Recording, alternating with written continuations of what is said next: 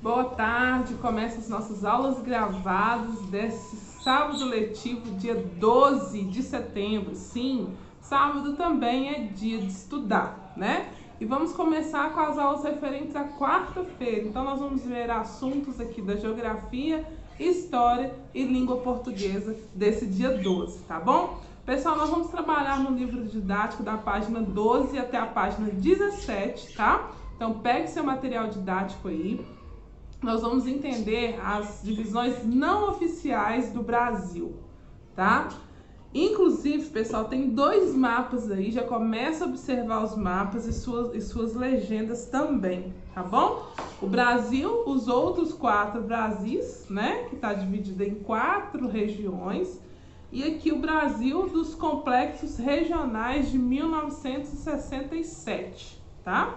Alguns geógrafos repartiram o território brasileiro de outras formas, levando em conta critérios diferentes utilizados pelo IBGE. Na divisão regional oficial, os geógrafos Milton Santos e Maria Laura Silveira consideraram a divisão dos estados brasileiros para propor uma regionalização baseada no nível de recursos tecnológicos e na concentração de recursos financeiros, que se distribuem de diferentes maneiras por todo o território brasileiro. Essa divisão ficou conhecida como os 4 Brasis. Tá? Os 4 Brasis seriam as regiões Amazônia, Nordeste, Centro-Oeste e Concentrada. Então era o nome dessas 4 regiões. Outro modelo de regionalização do território brasileiro foi proposto por Pedro Pinchas e leva em conta os aspectos econômicos ocorridos durante a história da industrialização em cada região, que aí ficou dividida em 3: a Amazônia, Centro-Sul e Nordeste. Tá? Nessa proposta, os limites entre os estados não ficam considerados para delimitação das regiões, tá? Então esses 2 mapas aqui vai te mostrar isso, tá bom, pessoal? E outra coisa, para entender sobre esses critérios de regionalização, a atividade da página 3 do Aprender é Divertido aqui vai te dar a proposta de você escolher como que você vai dividir o Brasil seguindo os critérios técnicos de cada região, né? Por exemplo, você também pode seguir características de relevo, de vegetação e do clima e da economia, de estados mais ricos e estados mais pobres. Ou culturais ou religiosos também pode ser um critério. E também pode escolher critérios engraçados, como em um lugar se fala biscoito e no outro lugar se fala bolacha, né? É uma coisa que a gente sempre está debatendo sobre isso, então você pode também usar o critério de ser uma coisa engraçada, tá? Agora é a sua vez e nós vamos lançar esse desafio aqui de você fazer Se Aprender é Divertido. Escolha um critério, seja sobre as características físicas ou culturais do nosso território, como foi falado aqui anteriormente, e no mapa aí da sua página 13, você vai seguir e realizar uma regionalização do território brasileiro. Não se esqueça de colocar, né, uma legenda no mapa e depois apresente a sua regionalização para os colegas. Então esse trabalhinho aqui, essa atividade, que não é nem um trabalho, é uma atividade do livro didático, você vai fazer e na próxima live sexta-feira que vem, nós vamos apresentar para os colegas. Tá combinado? Então você vai fazer as atividades aqui do antes de seguir, tá bom? Aí na nossa próxima live de sexta-feira nós vamos apresentar essa atividade aqui de geografia. Tá bom, pessoal? Página 13 aí. E nós vamos fazer o Pensando Sobre da página 14, que está falando aqui que a população indígena faz parte da formação da identidade do povo brasileiro, tá? E contudo, essa população foi fortemente reduzida ao longo das décadas.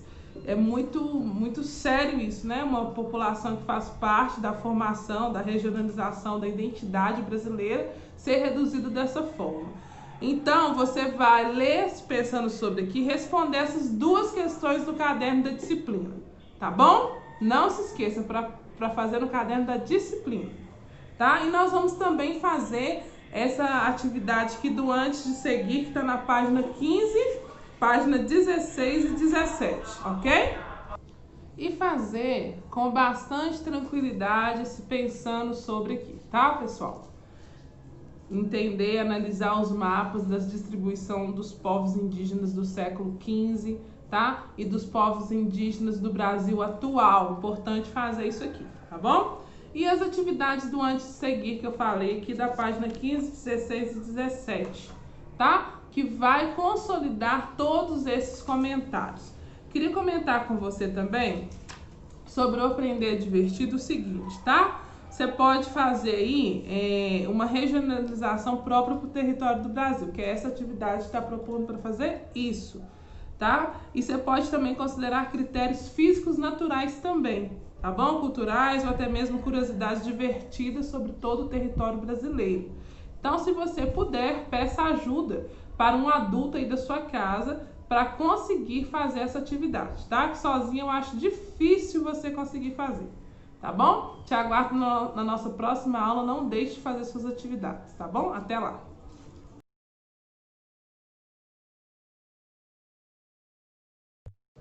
Pessoal, boa tarde. O nosso conteúdo de história hoje, nós vamos trabalhar o que é ser cidadão na República, dando continuidade aos nossos estudos, né? Que estamos aí trabalhando no capítulo 5, para entender como que é o papel do cidadão, suas obrigações, o direito ao voto, né? Porque o país deixou de ser uma monarquia e passou a ser uma república. Então nós vamos trabalhar com o material didático aí do volume 2, da página 11 até a página 15, ok? Então vamos lá. Tem alguns textos, não vou ler eles, você vai ler, fazer a leitura completa, eu vou só destacar os pontos importantes aqui e nós vamos também fazer a atividade do antes de seguir, tá bom?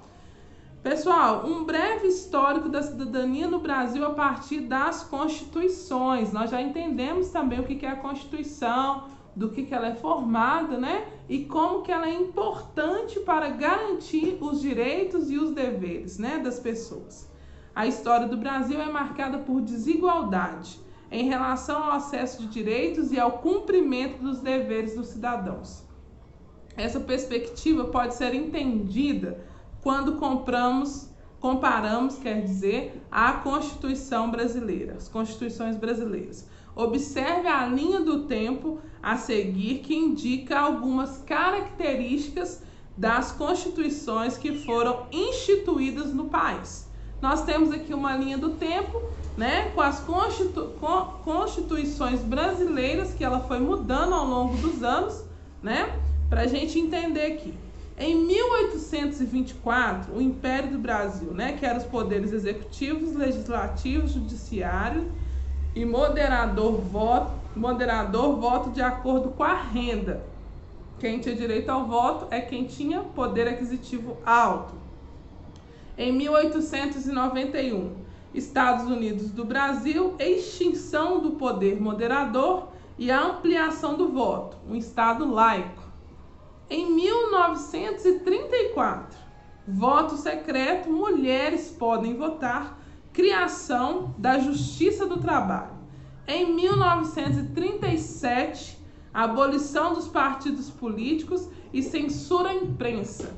Em 1946, mandato presidencial por 5 anos, direito à greve, livre associação sindical, liberdade de opinião e expressão. Em 1967, República Federativa do Brasil, liberdade de expressão restrita e prevê os atos institucionais e complementares. Em 1988, voto para analfabetos e jovens de 16 e 17 anos, previsão de leis de iniciativa popular, eleições diretas, fim da censura aos meios de comunicação, tá? Então o Brasil ele passou por várias constituições até chegar à Constituição que rege o Brasil nos dias atuais. O que é Constituição? Relembrando aqui que nós já conversamos desde o início do ano sobre isso. É um conjunto de leis que apresenta as principais regras de um país, O Brasil já está na sua 7ª Constituição, isso porque ao longo da história foi necessário alterar as leis para acompanhar as mudanças sociais, políticas e econômicas do país. Então, esse é o significado de Constituição. Está aí na sua página 11, está em destaque aí, pode marcar. E você vai ler esses parágrafos aqui, né? E está falando que a primeira Constituição, ela surgiu no Brasil na era do governador Dom Pedro I, em 1824. Foi a primeira versão, né? Nela, a maior parte da população foi excluída da participação política porque não possuía renda necessária para votar. Importante ler o texto, leia o texto com o marcador de texto, ressaltando as partes importantes, as palavras que você não conseguir compreensão. Pode procurar um dicionário, tá? Não fica tímido, nem tímida. Pode procurar, que é importante nós conseguirmos entender isso, tá bom? Pessoal, e aqui na página 12 tem até uma charge aí, né? Vou ressaltar essa partezinha aqui, ó. Porém, nesse período o voto não era secreto e em alguns momentos os homens não votavam em quem queriam, mas em que o seu patrão, né, ou alguma figura de autoridade maior mandasse. Que era aquele famoso voto de cabresto, né? Olha aí a charge, o dono do trabalhador obrigando ele a votar em quem ele queria que representasse. Hoje é muito diferente, né? O voto é secreto, aberto para todas as pessoas, né, que se enquadram dentro dos requisitos, e você pode ser livre, você pode votar num candidato que o seu patrão, por exemplo, discorda, sem problema nenhum, sem sofrer nenhuma retaliação em relação ao seu trabalho. Olha como que evoluiu, né, para essa diferença. Antes da Constituição, em 1934, o voto não era secreto e o que possibilitava a manipulação dos resultados. Os coronéis obrigavam seus empregados e toda a sua rede de influência a votarem no seu candidato, sob risco de perseguição. Então isso acabou no nosso país. Em alguns momentos as pessoas sim, elas trocam o voto delas por alguma coisa. Felizmente, tem gente que ainda não tem essa consciência de votar de forma certa, mas nós vamos construir isso e um dia nós teremos uma nação que vai votar de forma certa, com certeza. Tá bom? Então você vai ler aqui na página 12 e também fazer a leitura na página 13, tá? Quero ressaltar aqui o último parágrafo, tá? Pra gente entender o que é promulgação, entendeu? Que é uma palavra que você vai ver em alguns momentos, né? Em 1885, os direitos como liberdade de expressão de imprensa, bem como de manifestação nas ruas, né? E o voto, como é que é? Manifestação nas ruas e voto foram sendo aos poucos reestabelecidos. Então não tem tanto tempo assim, né? Mas somente em 1988, com a promulgação de uma nova Constituição, os direitos políticos e civis alcançaram grande amplitude, então cresceram esses direitos. Embora os problemas mais graves, como as desigualdades sociais, não tenham sido resolvidos. A Constituição propôs por meios participativos a tentativa de superá-los, que ainda não conseguiu superar. No Brasil é um país extremamente desigual, né? Infelizmente, com a pandemia, com a crise política que gerou, política e econômica, aí vem ressaltando ainda mais essa desigualdade, né? Promulgação, publicação oficial de lei, decreto ou outro documento legislativo. A partir da sua promulgação, a Constituição deve ser respeitada e cumprida por todos. Tem uma charge aí, né? Atualmente, todas as pessoas, independentes de cor, gênero, religião, têm direito a participar da vida política do país. Que interessante, né, gente? Com muita luta e algumas emendas aí na Constituição que foi dado ao poder, ao povo aí, né?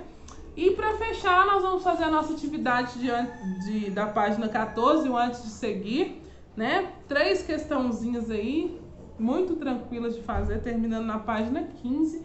Mas você precisa ter o comprometimento de fazer a leitura toda do texto para conseguir resolver as atividades do Antes de Seguir, que são muito bem estruturadas e elaboradas, então eu fico tranquila da gente conseguir fazer da melhor forma, tá? Essas atividades aí, tá bom, pessoal? Nós vamos ficar por aqui e não deixe de fazer nem de ler os seus textos, tá bom? Um abraço, até a próxima aula.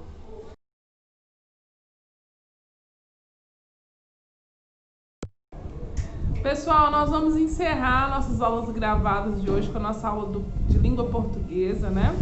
E assim, nós já discutimos detalhes sobre o que é um folheto informativo no nosso gênero textual de anúncio publicitário que estamos trabalhando em todo o capítulo 6, tá? Inclusive, a proposta que nós vamos ter hoje é fazer uma produção textual baseada em como montar um folheto informativo. Na página 15, vem te falando, né, para fazer isso. Então eu quero pedir você para fazer esse folheto informativo e me enviar através de foto no e-mail. Vocês já sabem como que me envia as atividades, que eu preciso contabilizar essas atividades, tá? Então vamos lá, agora você vai fazer o seu folheto informativo e nele você vai apresentar informações sobre o produto ou serviço. Lembrando que o único foco do folheto é a informação. Seu folheto deve orientar os leitores sobre alguma forma de contribuir para um mundo melhor. Então, antes de começar, pense quais ações podem ser feitas para que o mundo seja um lugar melhor. E o que deve ser feito para que isso aconteça? Por exemplo, dar destino adequado ao lixo é uma forma de contribuição. Para isso, você pode reciclar, reutilizá-lo, reduzir o consumo para produzir menos lixo, né? E etc. Mas você sabe como reciclar, reutilizar e produzir menos lixo? Nada mal um folheto explicando isso tudo, não é? Então agora é sua vez de fazer isso, tá? E depois da definição, vai ter definir uma ação que vai melhorar o mundo. É só seguir os passos a passo para você produzir os folhetos. Então a gente tem o primeiro passo aqui, que é o planejamento. Então você vai ler todo o planejamento de como que você vai estruturar o seu folheto. Depois você vai produzir o seu texto, né? Na página 15 e 16, a gente dando o passo a passo. E por fim o planejamento, tá? Vai revisar e me enviar, tá bom? Pessoal, aqui tá pedindo pra gente combinar com o professor, pra gente fazer uma espécie de como é que chama? De votação, qual folheto foi melhor, qual folheto foi mais importante, né? Aquele folheto que foi mais legal. Não vamos fazer essa parte, né? Porque é uma atividade da aula de hoje, então não tem como te premiar também. Nós não estamos nas aulas presenciais, fica mais difícil. Se eu tivesse na aula presencial, possivelmente eu ia te premiar com certeza, tá? E nós vamos também fazer as atividades do Aprendendo Mais. Na verdade, o Aprendendo Mais, você vai ler esse texto aí falando que, se você sabe que é uma propaganda enganosa e uma propaganda abusiva, né? Inclusive na charge aqui tá falando, né? O crime de propaganda enganosa é aquela capaz de levar o consumidor ao erro, prometendo algo que na realidade não vai ocorrer. Então, infelizmente, às vezes acontece, né?